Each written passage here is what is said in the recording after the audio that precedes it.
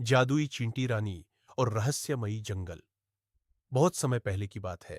एक घना और रंगों से भरा जंगल था जिसका नाम था नीलकमल जंगल। वहां हर पत्ता चमकता था, फूल इंद्रधनुषी रंगों में मुस्कुराते थे और हवा में मीठी मीठी खुशबू तैरती थी। उस जंगल के बीचों बीच था चींटियों का एक सुंदर सा राज्य, और उस राज्य की रानी थी मधुमाया। मधुमाया कोई साधारण रानी नहीं थी, वो थी एक जादुई रानी जिसके सिर पर एक खास ताज था। वो ताज तब सुनहरा चमकता जब राज्य में खुशी होती, और नीला हो जाता जब कोई खतरा पास आता। सब कुछ शांत और सुंदर चल रहा था। लेकिन एक दिन एक रहस्यमयी जहरीला सांप, लाल भुजंग, जंगल के किनारे से रेंगता हुआ आया। उसकी आंखें जलते अंगारों जैसी लाल थी, और मन में एक ही लालच, रानी का जादुई ताज। उसे पता था कि जो उस ताज को पाले वो पूरे जंगल पर राज कर सकता है। रात के अंधेरे में जब पूरा महल सो रहा था, लाल भुजंग चुपचाप घुसा और वो ताज चुरा ले गया। जैसे ही ताज गायब हुआ, जंगल की रोशनी बुझ गई, फूल मुरझा गए, पेड़ काले हो गए, और पूरा नीलकमल जंगल डरावना अंधकार में डूब गया। रानी मधुमाया को सब समझ आ गया।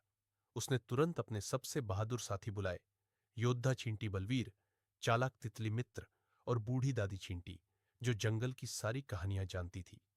रानी ने कहा, अगर हम अब नहीं चले तो ये जंगल हमेशा के लिए बर्बाद हो जाएगा। और फिर शुरू हुई उनकी साहसिक यात्रा। वो सब निकले उस रहस्यमयी जंगल की ओर जहां लाल भुजंग की गुफा थी। रास्ते में उन्हें बहुत से अजूबे मिले।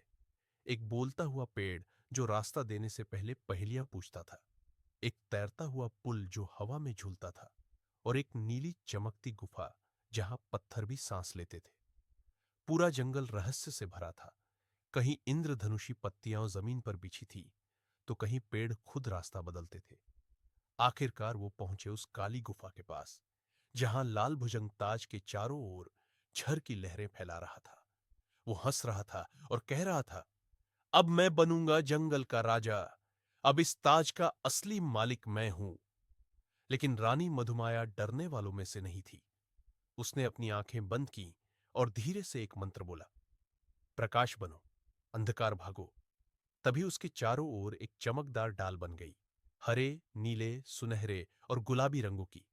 ताज ने भी चमकना शुरू कर दिया। फिर शुरू हुई जोरदार लड़ाई। लाल भुजंग ने अपनी झरभरी सांस छोड़ी, लेकिन बलवीर ने अपनी छोटी सी तलवार से उसका रास्ता रोका। तितली ने अपनी रोशनी से उसकी आंखों को चकाचौंध कर दिया। और तभी रानी ने जादुई ताज की ओर हाथ बढ़ाया और जोर से कहा, तू मेरा है, जंगल का रक्षक है। एक जोरदार चमक हुई और लाल भुजंग पत्थर बन गया। जैसे ही रानी ने ताज को दोबारा पहना, पूरा जंगल चमक उठा।